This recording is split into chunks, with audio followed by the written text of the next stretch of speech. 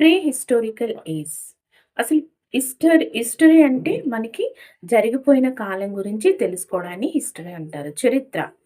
So, pre historical age అంటే మనకి హిస్టరీకి ముందు. హిస్టరీ అనేది మనం ఎప్పుడైనా బుక్స్‌లో చదువుతాం. అండ్ లేదంటే ఏదైనా క్లాసుల్లో వింటాం. సో, ప్రీ హిస్టరీ అంటే ఏంటంటే, ఈ హిస్టరీ కోసం మనకి ఎక్కడ రాయడం జరగదు. అంటే ఏ బుక్‌లో కూడా రాసి ఉండదు. అసలిక్కడ ఎగ్జాక్ట్‌గా ఇదే జరిగిందని ఎవరికీ తెలీదు. మరి ఈ ప్రీ హిస్టారిక్ ఏజ్ కోసం ఎలా తెలుసుకుంటారు? ఎక్కడ రాయలేదు, ఏ బుక్‌లో లేదు.